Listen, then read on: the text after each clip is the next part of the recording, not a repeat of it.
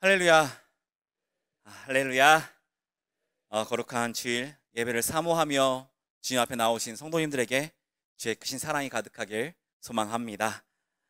혹시 야구 좋아하시나요? 좋아하는 분도 있고 없는 분도 있을 텐데요. 저는 야구를 참 좋아했습니다. 그래서 야구장을 예전에 많이 다녔었는데요. 야구장 하면 무엇이 떠오르시나요? 홈런? 멋있는 선수들? 아, 그것들보다 더 재미있는 것은 사람들과 함께 응원하는 것입니다. 일루에 가서 노래를 부르면서 구호를 외치면서 야구팀과 선수들을 같이 응원을 하죠. 그런데 응원을 하다 보면 특별한 만남을 만날 수가 있습니다. 생면부지였던 사람들이 친구처럼 서스럼없이 대하게 되는 것이죠. 심지어 저보다 더 나이가 많으신 어른과도 오랫동안 만나왔던 것처럼 손바닥도 마주치고 어깨 동무도 하고 어쩔 때는 끌어안기도 하면서 응원을 합니다. 서로의 간식도 이렇게 나눠 먹기도 하면서요. 그리고 또 선수와 팀을 욕을 하기도 하죠. 제가 좀 낯을 가리는 편이긴 한데요. 그래서 먼저 다가가지 못하는데 야구장에서 이렇게 응원하다 보면 모르는 사람과 이야기를 나누는 것이 그렇게 어렵진 않습니다. 잘 아는 사람과 이야기하는 것처럼요. 야구로 하나가 되어 경기 상황에 따라서 기쁨과 아쉬움과 심지어 슬픔까지도 함께 나누는 시간이었던 것 같습니다. 마치 하나가 된 것처럼요. 그런데 이 관계는 계속해서 이어지지 않습니다. 야구가 끝나고 집으로 갈 때가 되면 그 자리만 이렇게 벗어나기만 하면 다시 남남이 되어버리죠. 야구 경기 후에 따로 이렇게 특별한 시간을 갖고 연락하지 않는다면 그 사람과는 다시 만난다 해도 알아보지 못할 수도 있고요. 알아본다 해도 잠깐 그냥 멈칫하고 눈인사만 하고 헤어지는 정도일 것입니다. 그 시간, 그때는 그냥 잠시 동안 시간을 공유하고 함께 야구를 보았던 관중이었을 뿐 진정한 관계, 즉 교제를 나누었던 것은 아니기 때문입니다. 그런데 교회 안에서도 이런 일이 있습니다. 교회에서 인사를 나누고 함께 찬양하고 함께 말씀 듣고 기도를 하지만 교회를 떠나 집에 들어가면 개인의 시간을 보내는 성도들이 점점 늘어나고 있는 것입니다. 교회에서 제공되는 서비스를 받는 관중이 되어서 서비스가 마치면 다시 일상으로 돌아가 한 주를 보내죠. 교회에 새롭게 온 성도가 아님에도 불구하고 성도들과의 깊은 교제를 나누지 못하고 형식적인 인사만 나누고 개인의 삶을 다른 성도의 삶과 연결하지 않으려는 분들이 있습니다. 성도의 교제를 영적인 활동으로 보기보다는 사람들 상호 간에 단순한 친목으로 생각하며 터부시 여기는 경향도 있습니다. 그러나 교회는 성도가 각 지체가 되어서 한 몸을 이루어 연합하고 나누는 공동체가 되어야 합니다. 깊은 교제가 없다면 하나의 공동체가 될 수가 없습니다. 그렇게 성도의 교제는 교회를 이루는 필수 요건입니다. 성도 간의 사귐, 교제는 그만큼 중요합니다. 오늘 말씀을 통해서 교제를 사모하고 그 교제 가운데 충만한 기쁨을 누리시길 소망합니다. 요한 1서 이 말씀은 사도 요한이 쓴 편지입니다. 요한은 주후 85년에서 96년 사이에 반모섬에서 세상을 떠나기 전 이 편지를 에베소 교회를 향해 썼을 가능성이 큽니다. 편지의 수신자는 너희라고 되어 있는데요. 이것을 에베소 교회의 성도라고 여길 수 있으나 특정 대상이라기보다는 그리스도인들을 향한 편지를 하는 것을 또 우리는 알 수가 있습니다. 그렇다면 요한이 이 편지를 기록한 목적이 무엇일까요? 3절 말씀을 보면 나와 있는데요. 3절을 같이 한번 읽어보겠습니다. 시작.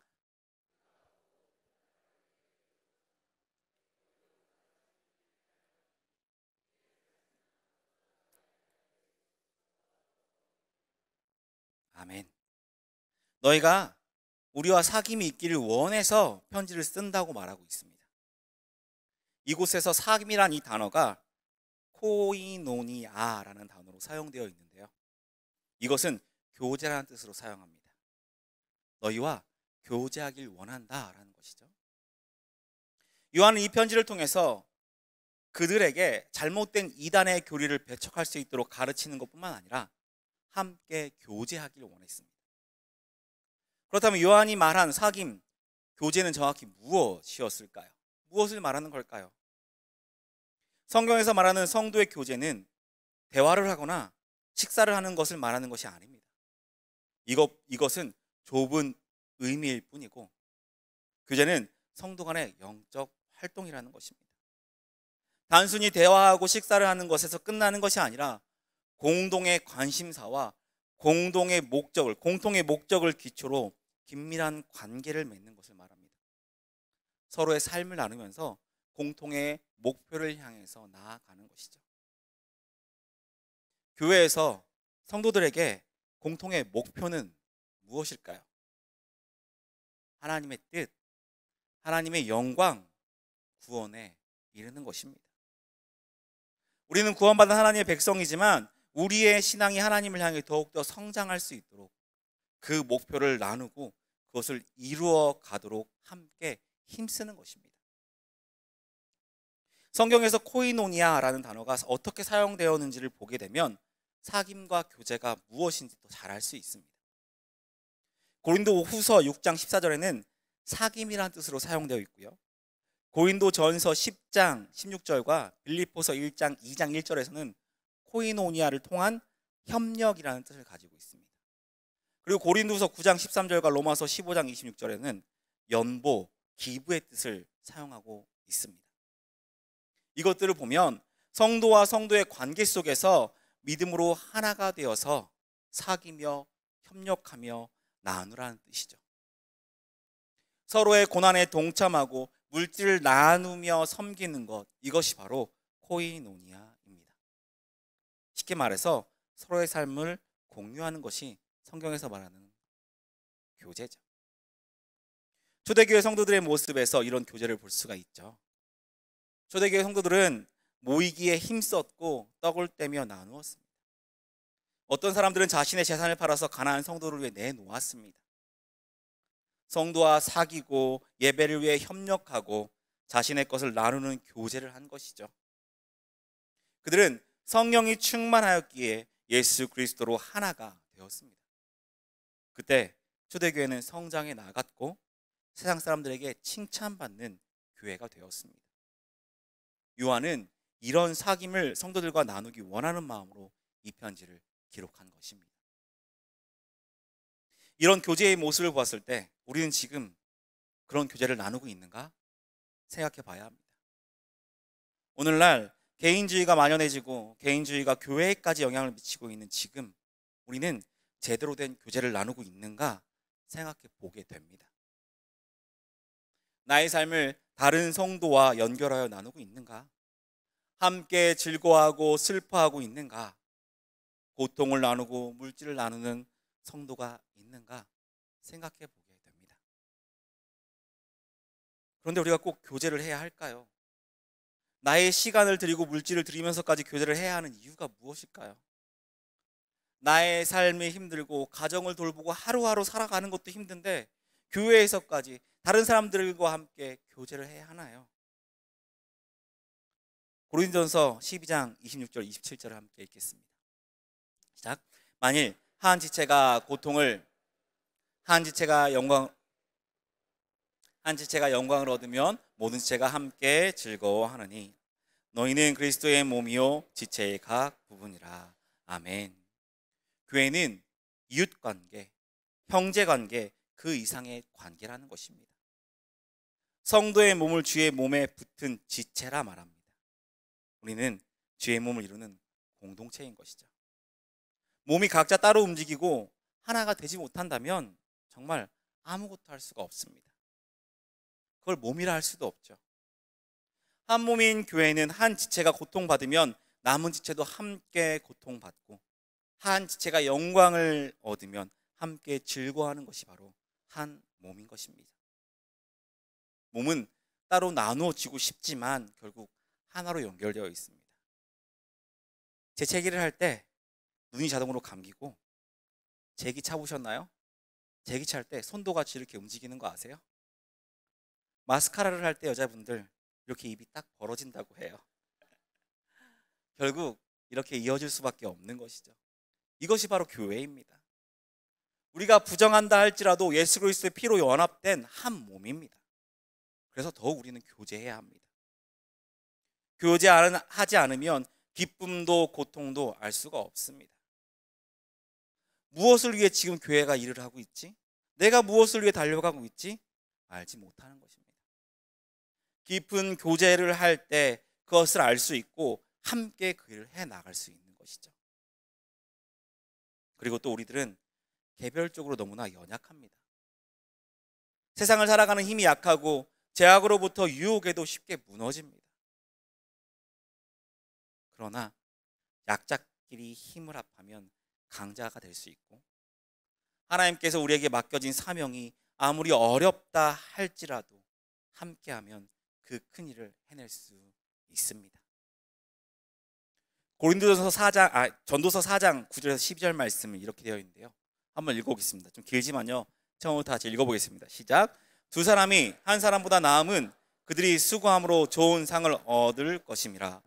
혹시 그들이 넘어지면 하나가 그 동물을 붙들어 일으키려니와 홀로 있어 넘어지고 붙들어 일으킬 자가 없는 자에게는 화가 있으리라. 또 두 사람이 함께 누우면 따뜻하거니와 한 사람이면 어찌 따뜻하리야. 한 사람이면 패하겠거니와 두 사람이면 맞설 수 있나니 세 겹줄은 쉽게 끊어지지 아니하느니라. 아멘. 우리는 개인적으로는 약하지만 교제함으로 하나가 될 때 믿음의 힘은 커지고 죄를 감당할 힘이 생깁니다. 세상을 이길 힘, 그 유혹과 시험을 이길 힘을 얻을 수가 있습니다. 우리 교회에 맡겨진 사명 동안 그렇습니다.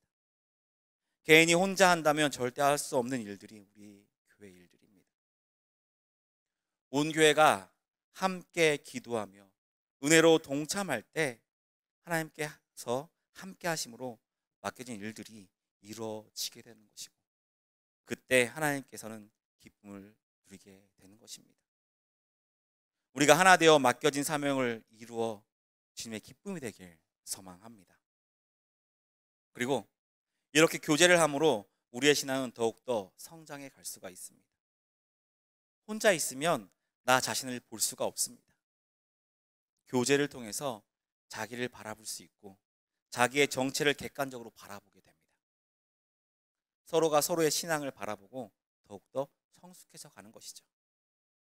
이렇게 신앙이 성숙하게 되면 모든 성도의 믿음이 굳건해지고 교회가 하나 되어서 주님의 뜻을 함께 이루며 은혜 가득하게 될 것입니다. 그래서 성도의 교제는 꼭 필요한 것입니다. 코로나 시기에 많은 사람이 만나지 못할 때 저는 교제를 통해서 은혜가 무엇인지 알 수 있는 시간이었던 것 같습니다. 처음 코로나가 시작되었을 때 어땠나요? 사람들이 서로 만나려 하지 않았습니다. 그때 코로나로 인해서 격리된 사람들에 대해서 사람들은 어떻게 했나요? 그런 사람들을 피하고 나한테 옮기지 않을까? 라는 생각을 가득했습니다. 그리고 비난도 했죠. 모이지 말라니까 왜 모였어? 나가지 말라니까 왜 나갔어? 저 사람이 혹시 내 모임에 참석해서 나까지 옮은 거 아닐까? 우리 아파트에, 우리 동에 누가 코로나 걸렸는지, 발생했는지 확인해보고 그 집을 피하려고 했던 우리의 모습들 보지 않았나요? 그런데 그때 교회에서 권사님, 집사님들께서 누가 시킨 것도 아닌데 성도님이 격리 중에 있다니까 집 앞에 문고리에 반찬 걸어놓고 비타민을 많이 먹어야 면역력이 좋아진다고 과일 사다 놓고 건강보조제 걸어놓고 하는 것들을 보았습니다. 교회에서 시키지 않았는데도요. 그리고 제가 코로나에 걸렸을 때 우리 권사님, 집사님께서 이리저리 챙겨주시고 저의 빈자리들을 다 맡아주셨습니다. 정말 감사하고 참 은혜로운 시간이었던 것 같습니다. 교제는 주님이 우리를 사랑하고 섬기셨던 것처럼 각 지체를 사랑하고 섬기는 것입니다. 말과 혀로만 하는 것이 아닌 행함과 진실함으로 하는 것이 교제입니다. 나의 삶과 성도님의 삶을 연결하여서 함께 하나님께 나아가는 것, 그것이 우리가 누린 참된 교제의 모습입니다. 그렇다면 우리가 이렇게 교제할 수 있는 이유가 무엇일까요? 단순히 같은 교회에 다니니까 이렇게 교제를 나누는 걸까요? 그리스도인이란 이 성도로서 교제를 가능하게 하는 이유가 무엇인가? 어떤 사람은 혈연 관계가 교제의 이유라고 말합니다. 교회 안에 가족이 있어서 친밀하고 편안하다 말하고요. 어떤 사람은 지인, 학연, 오랜 세월 동안 어려서부터 우리 교회에서 보고 자랐으니까 나는 교회가 편하고 친밀하다 말합니다. 교회 안에서 같은 취미를 찾고 관심거리를 가진 사람끼리 교제하는 사람이 있을 수도 있습니다. 이렇게 교회 안에 연결고리가 있기 때문에 교제할 수 있다라고 말하는 사람도 있죠.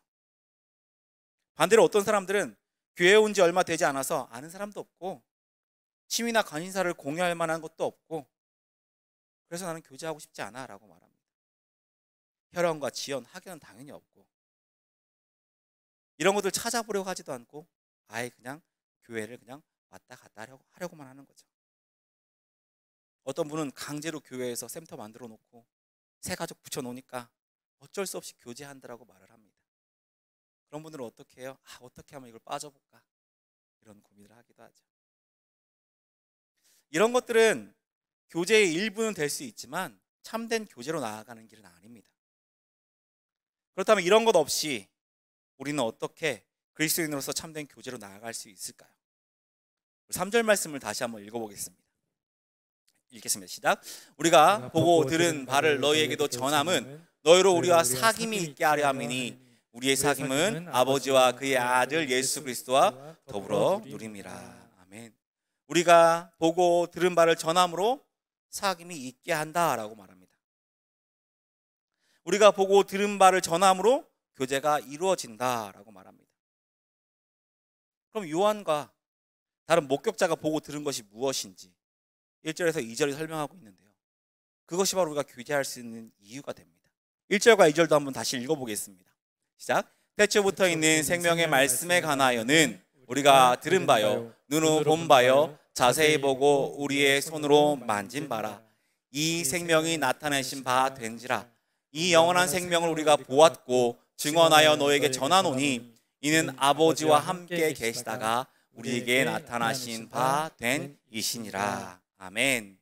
말씀을 보면 태초부터 있는 생명의 말씀, 영원한 생명을 우리가 보았다라고 말합니다. 그리고 만졌다라고 말합니다. 요한이 기록한 말씀 중에 이것과 비슷한 말씀 하나 떠오르지 않으세요? 요한복음 1장 1절 말씀에 동일하게 기록하고 있는데요. 한번 읽어볼까요? 시작. 주의 말씀이 계시니라. 이 말씀이 하나님과 함께 계셨으니 이 말씀은 곧 하나님이시니라. 아멘. 태초부터 있는 생명의 말씀, 하나님과 함께 계셨고 하나님이신 말씀은 무엇을 말하나요? 예수 그리스도를 말합니다. 요한은 생명의 말씀, 하나님이신 말씀을 우리가 들었고 보았고 자세히 보았으며 손으로 만졌다 증언합니다. 그가 육신을 입으신 예수님을 만났고 보았고 만졌다라는 것이죠. 또 하나 요한복음 1장 2절에 보면 이 생명이 나타내신 바 된지라라고 말씀합니다. 예수님께서 직접 자신에게 나타내셨다라고 말합니다.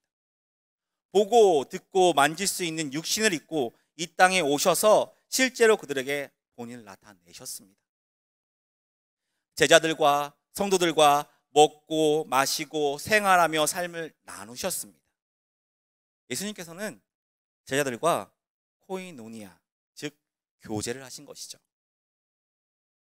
어떻게 하나님의 아들이신 그분이 죄 있는 사람들과 교제를 나눌 수 있을까요? 성경에서 분명 죄의 값은 사망이라고 말했는데 아담의 죄로 인해서 사람은 하나님과 단절된 삶이 되었는데 죄인인 우리가 어떻게 하나님이신 예수님과 교제를 나눌 수 있을까요? 그것은 바로 예수님께서 생명으로 나타내셨기 때문입니다. 말씀을 보면 예수님을 생명의 말씀, 영원한 생명이라고 부르고 있습니다. 이것은 하나님께 속한 영원한 생명을 가리킵니다. 요한복음 5장 24절 말씀인데요. 이것도 한번 예수님께서 이렇게 말씀하셨습니다. 읽어보겠습니다. 시작. 내가 진실로 진실로 너에게 이르노니 내 말을 듣고 또 나 보내신 이를 믿는 자는 영생을 얻었고 심판에 이르지 아니하나니 사망에서 생명으로 옮겨졌느니라. 아멘. 사망에서 생명으로 옮겨졌다. 우리는 하나님과 단절되어서 영원한 생명을 얻을 수 없는 죽음의 사람이었습니다. 그러나 예수님의 죽음과 부활을 통해서 우리에게 나타내심으로 우리는 예수님과 함께 영원한 삶을 살게 된 것입니다.